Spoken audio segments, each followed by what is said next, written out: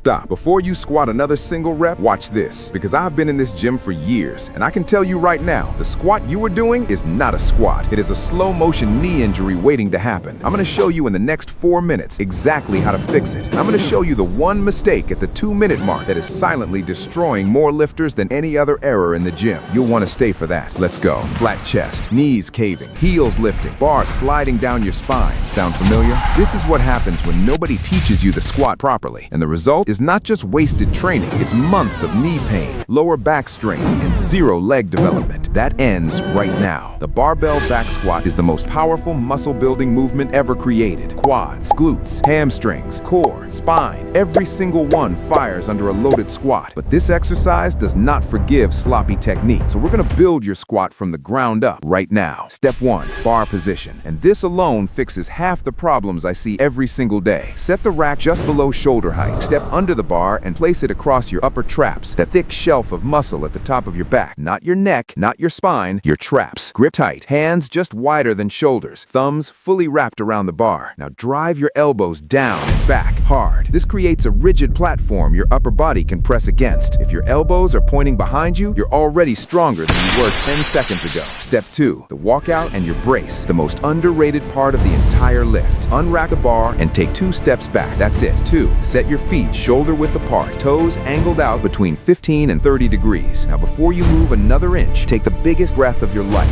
Fill your belly, not your chest, your belly. Brace every muscle in your core like a fist is coming at your stomach. This is called intra-abdominal pressure. It's an invisible weightlifting belt your body creates. Without it, your spine is exposed under every single rep. Step 3, the descent, where most squats completely fall apart. Lead with your hips. Push them back like you're reaching for a chair placed just behind you. Then bend your knees, pushing them outward along the line of your toes. Chest stays tall, eyes stay forward, spine stays neutral. Lower until your thighs are parallel to the floor, or deeper if your mobility allows. And deeper always builds more. Do not bounce at the bottom. Pause for 1 full second. Feel the tension in your quads and glutes. That pause is doing more work than 10 bounced reps ever could. And here's what separates average squatters from elite ones: the bottom position. Most people panic at the bottom and rush up. The strongest squatters pause, stay tight, and own that position. That's where the muscle gets built. Stay with me, because what I'm about to show you is the single most common mistake I see in every gym, in every country, on every training level. And it's probably happening in your squat right now without you even knowing it. Here it is. Step 4,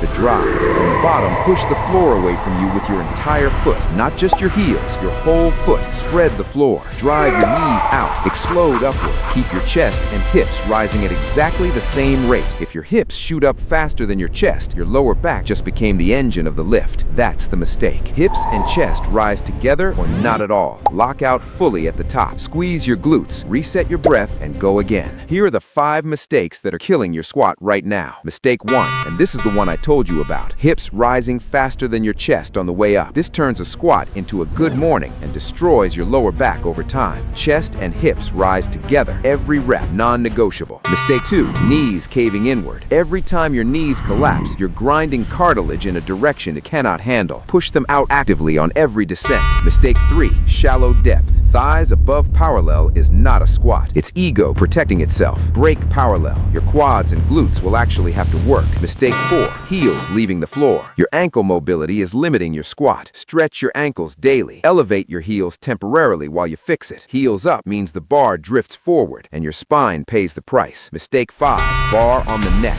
Not a positioning preference, actual spinal compression. Move the bar down onto your traps immediately. Here's why this movement is worth mastering. When you squat directly, your quadriceps drive the entire ascent. Your glutes fire hardest out of the hole, the bottom of the movement. Your hamstrings stabilize your knee throughout the descent. Your erector spinae hold your spine upright under load. Your obliques and rectus abdominis brace the entire structure from collapsing. And your calves and soleus anchor you to the floor on every rep. This is not a leg day exercise. This is a full body strength event, every single rep. Here's exactly how to use it. Beginner, bar only. 2 to 3 sets of 8 to 10 10 reps, perfect form every rep. Building size, 3 to 4 sets of 8 to 12 reps at moderate to heavy weight, full depth every time. Building strength, 4 to 5 sets of 4 to 6 reps, heavy load, long rest between sets. Want to fix your form fast? Do tempo squats. 3 seconds down, 1 second pause at the bottom, 1 second up. Do this for 2 weeks and your squat will never be the same. Your squat is fixed. Now your upper body needs to match. The bench press tutorial on this channel has one technique correction in it